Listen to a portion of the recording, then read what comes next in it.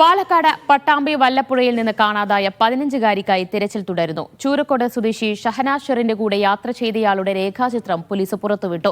ഷൊർണൂർ ഡിവൈഎസ്പിയുടെ നേതൃത്വത്തിൽ 5 ടീമുകളായി 36 പോലീസുകാരാണ് കേസ് അന്വേഷിക്കുന്നത്. കഴിഞ്ഞ തിങ്കളാഴ്ചയാണ് കുട്ടിയെ കാണാതായത്. നന്ദഗോപാൽ വിവരങ്ങൾ നൽകും. നന്ദു, ഈ കുട്ടി പട്ടാമ്പി റെയിൽവേ സ്റ്റേഷനിലെത്തിയതിന്റെ CCTV ദൃശ്യങ്ങളൊക്കെ ലഭിച്ചിരുന്നു. പക്ഷേ പിന്നീട് എന്താണ് സംഭവിച്ചത് എന്നതിലാണോ പോലീസിന് ഒരു വ്യക്തതയില്ലാത്തത്?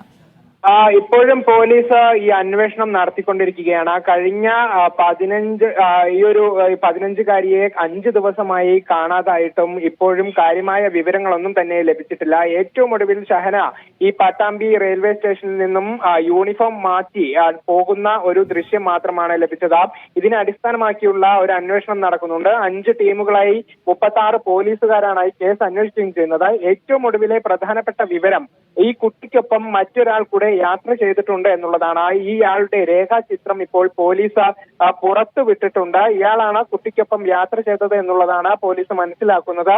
ഇയാളെ കുറിച്ച് ഏതെങ്കിലും തരത്തിലുള്ള വിവരങ്ങൾ ലഭിക്കുകയാണെങ്കിൽ ഷൊർണൂർ ഡിവൈഎസ്പിയെ വിവരം അറിയിക്കാനും പോലീസ് പറഞ്ഞിട്ടുണ്ട്. ഏതായാലും കുടുംബം വലിയ ആശങ്കയിലാണ്. പ്രത്യേകിച്ചും 5 ദിവസം പിന്നിട്ടിട്ടും യാതൊരു വിധത്തിലുമുള്ള സൂചനയും ലഭിക്കാത്തതാണ് കുടുംബത്തെ ഭീതിയിലാക്കുന്നത്. ഏതായാലും ഉടൻ തന്നെ ഇക്കാര്യത്തിൽ ഒരു വിവരം ലഭിക്കുമെന്നുള്ളതാണ് പോലീസ് പറയുന്നത്.